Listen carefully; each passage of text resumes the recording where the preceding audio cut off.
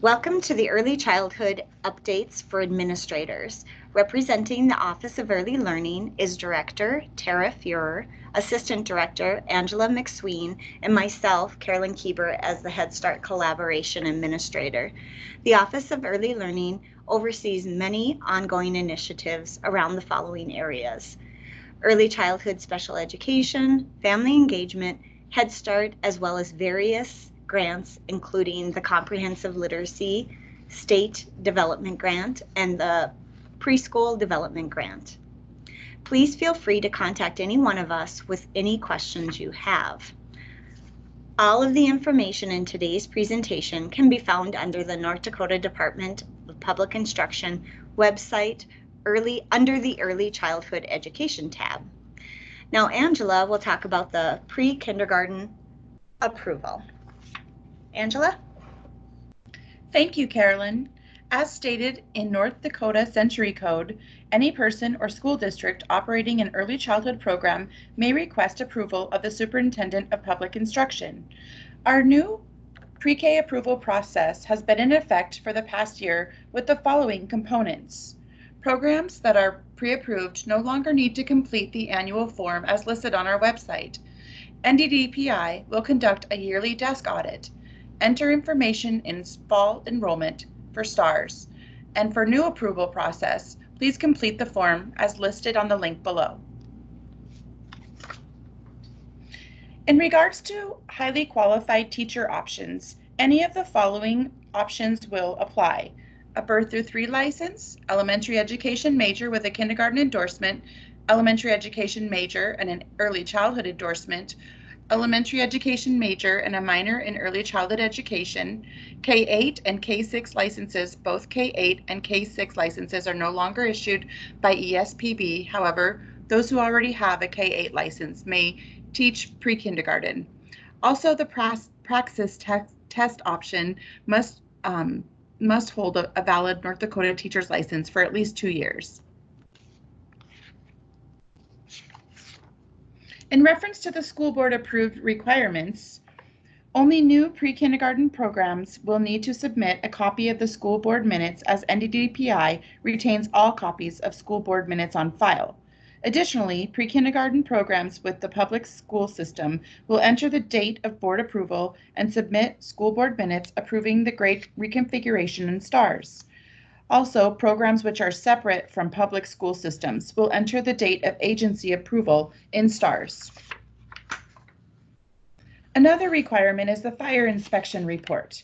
Please enter the date in STARS of your most recent fire and safety report completed by a fire marshal or city fire department.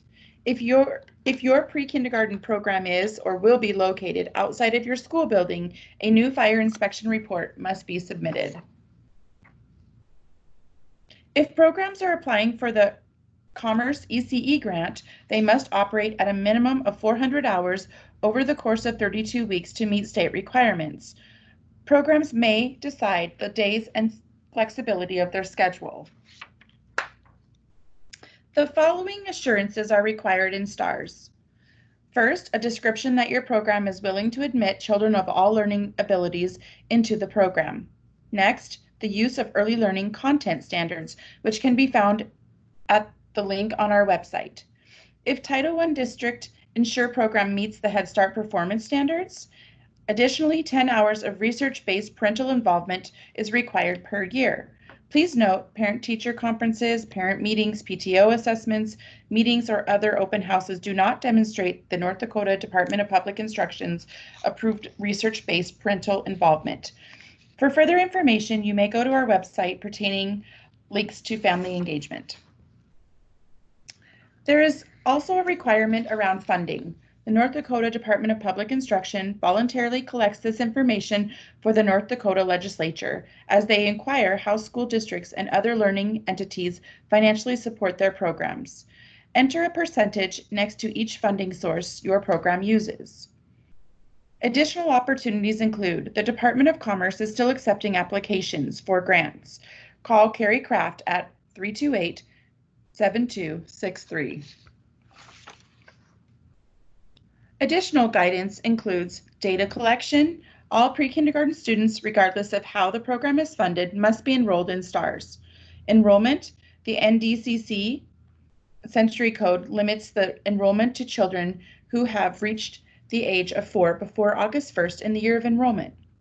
For 3-year-old children, communities across the state are looking to school districts to offer pre-kindergarten to 3-year-olds who are not already served through their Individualized Education Program, or IEP.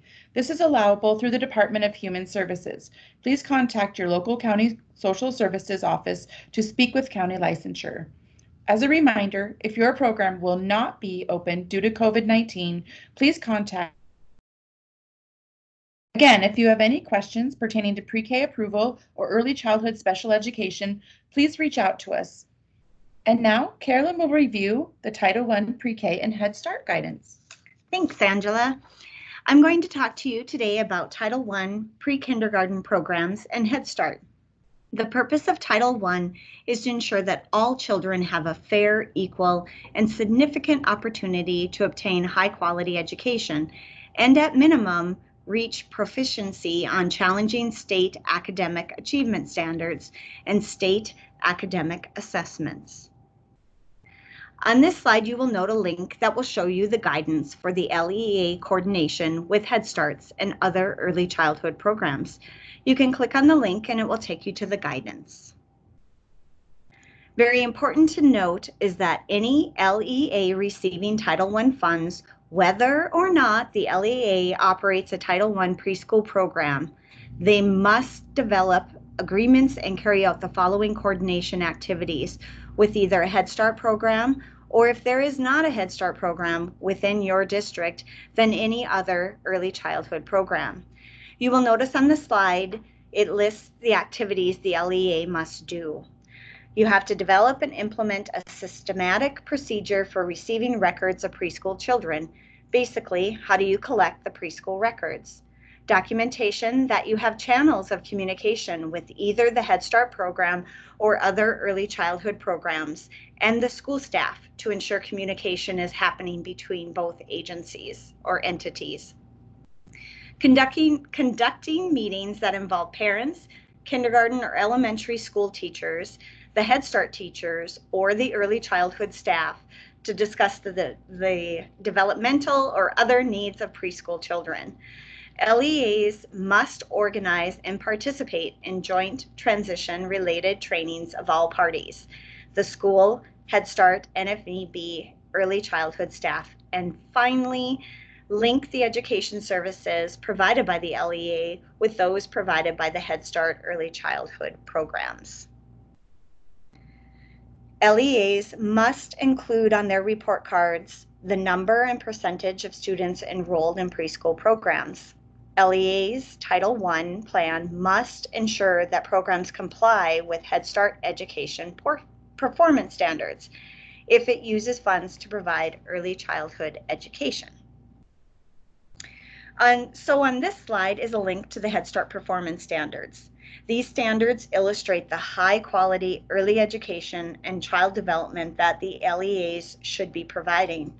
Head Start performance standards give a foundation for the LEAs to design and deliver comprehensive, high quality, individualized services to support the school readiness of children from low income families.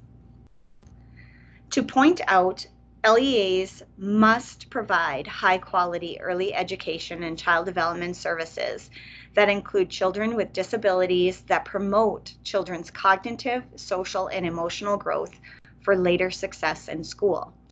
These programs should embed responsive and effective teacher-child interactions for the preschooler to succeed.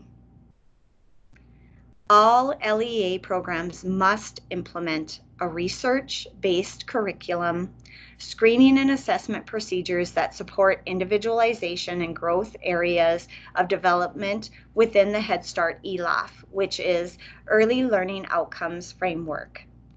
This is a guide to which children should know and do in the what children should know and do in the 5 central developmental domains, which are 1, being approaches to learning, 2, social and emotional development, 3, language and literacy, 4, cognition, math development and scientific reasoning, and 5 is perceptual, motor, and physical development.